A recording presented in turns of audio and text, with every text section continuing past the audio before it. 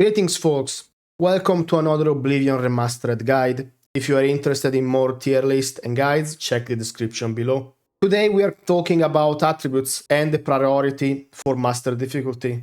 This list will assume that you are still taking your main stat required for your build to work, be that intelligence for spellcasters, strength for melee, or agility for bow users. Let's begin.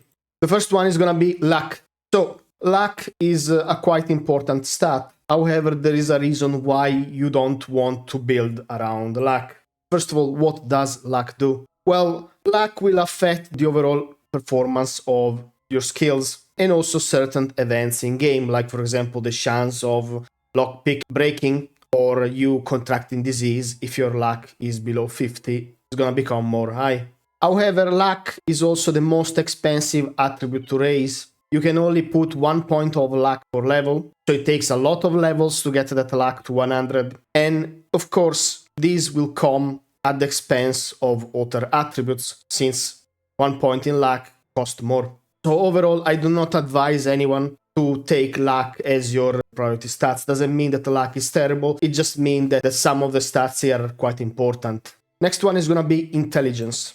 In Oblivion, intelligence is your magicka pool. At 0 intelligence, you virtually would have no magicka points, because for every point of intelligence, you get 2 magicka. So it means that at 100 intelligence, you will get 200 points.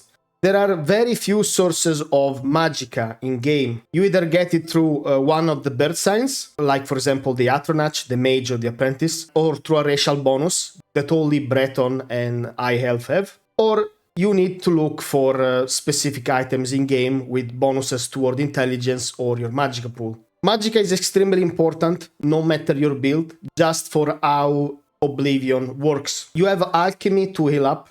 Even if you are playing a pure warrior build, you will rely on restoration or maybe even illusion to paralyze opponents. There are so many benefits to magicka. The higher your magicka pool is, the stronger you're gonna be. Next one is gonna be willpower. Alright, willpower does 2 things that are quite fundamental, no matter what kind of build you are. There is only one exception where willpower is not necessary to you, and that is if you're playing with the Atronach sign, because you cannot regenerate magicka. And even then, I would say this, if you're playing a mage Atronach, if you're playing some off hybrid or warrior build with spell absorption, you will still need willpower to raise your fatigue.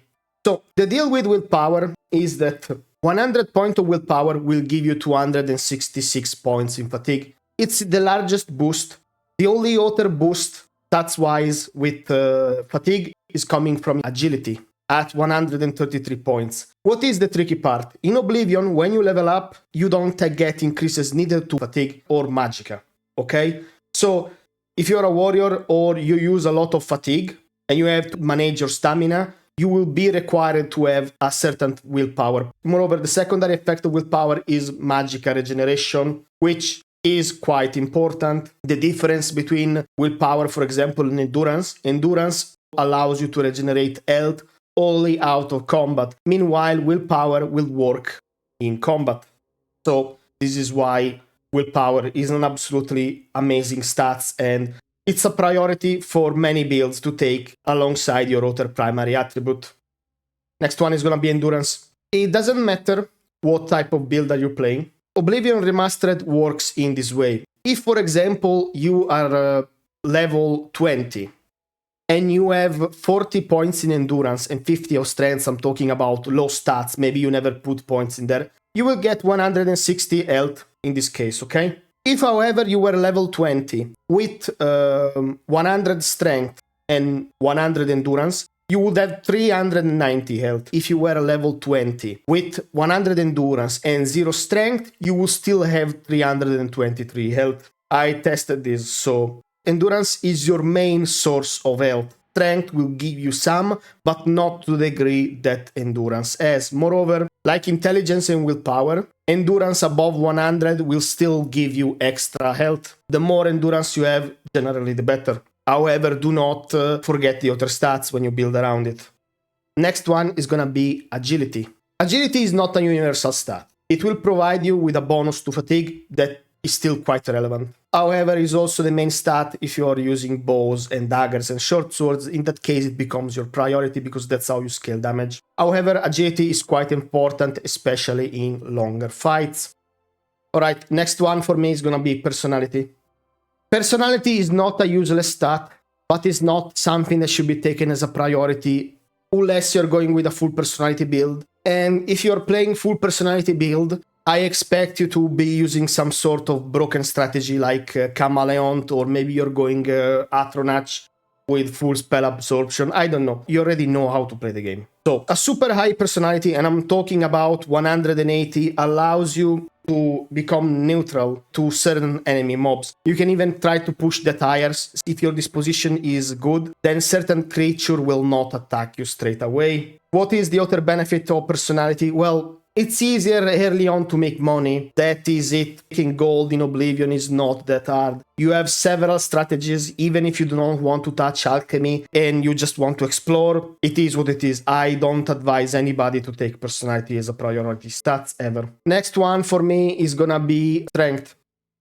So, strength is how you scale melee damage, okay? Up to 100. It doesn't affect bows and daggers and short swords. It has also two very important effects. One, it will give you a little bit of health. To be more specific, if you were playing at level 1 with 45 strength, you would have 76 health. If you were playing at level 1 with 50 strength, you will have 79 health. So 100 point of strength will give you 76 health points.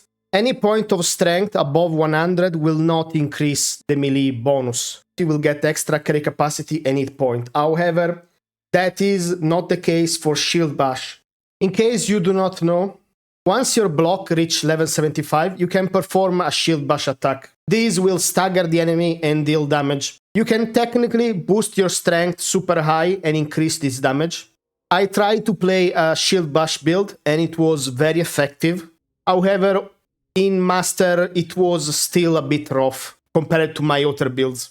So, strength is a key stat because of the quality of life. Early on, it allows you to carry more stuff around. If you do not want to invest that much in strength, remember that feather spells in the Alteration School of Magic exist for a reason. Feather is amazing and can easily replace strength sometimes. However, the quality of strength all around is there. I mean, extra hit points, carry capacity, amazing all around stats. Next one, we have speed.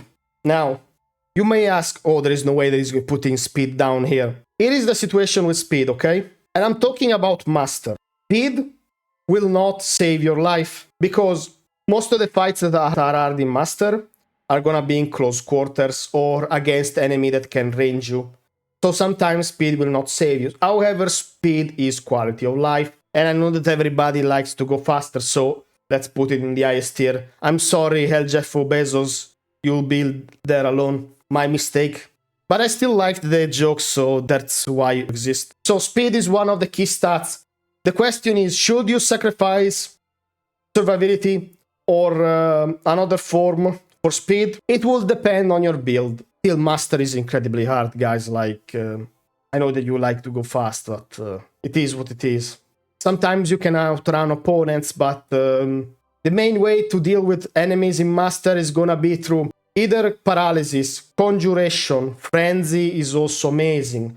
You have enough gear on you. I'm talking about either a spell absorption, spell reflect, or immunity, where mages are not a problem, or maybe you also have damage reflect. The issue with damage reflect, however, is that it will not protect you from archers. It will only work with melee attacks from weapons that are not enchanted, for example. So even with virtually the best gear in the game, they can still damage you, unless you go and do crazy stuff. Okay, to conclude, in case you used the timestamp and skipped the entire video, this tier list is for Master. Quality of life, I decided to place a little above because in the end you can get most of the attributes that you want capped anyway, so it's only a matter of priority. Intelligence. Best source of magicka in the game. Every point of intelligence gives you 2 points of magicka. Can go over 100 and still get magicka. Willpower. necessary for more fatigue and to boost your magic regeneration in combat. Endurance, the main and best source of health. Get endurance as much as you can unless you have a plan to avoid mobs. Mages can use conjuration, paralysis and other tools to skip endurance at the start of their leveling, but still you will be very fragile. Speed, self-explanatory. Speed will make you faster, useful to outrun opponents or just to explore. Agility, it's the key stats behind all finesse weapon, bow, short swords, daggers. It also affects your fatigue regeneration in fight, so it's quite important if you're a melee character, especially in Master. Strength, you cannot increase your melee damage for most weapons over 100 in the strength category except for Shield Bash, which is a block ability that you get at level 75. Strength in combination with endurance will boost your maximum health, and strength will also give you, more importantly, a lot of carry capacity. Personality should never be taken as a priority, same as luck. Luck is too expensive to raise, it takes too many levels anyway. And personality, well, it's a non-combat stat. You can do some stuff with it, but nothing. You can do some fun stuff with it, but that is it. So, final advice, I'm gonna play a warrior. Which stats should I take? Strength, then mix with endurance and willpower, in my opinion. Then when you can, put points in agility. You are a stealth archer, agility is your primary. Then you can go in speed, because if you're playing a lower difficulty, you are strong enough to end fights super fast. If you're playing a stealth build, not bow, I would pair up with a good magicka pool so you can use illusion spells. Maybe you can go behind an enemy, you hit them from sneak, and if they don't die, you paralyze them and then you punch them if you're going with monk. If you are mage, no-brainer. Intelligence, willpower, all the way up to cap, and then with the remaining points you can do what you want. I usually go with endurance as third stats and then strength. If you have a different opinion, or let me know in the comments below. Thank you for watching. If you enjoyed this video, please leave a like and subscribe for more Oblivion content and possibly other games content, I don't know. Something. Have fun playing Oblivion Remastered and see you!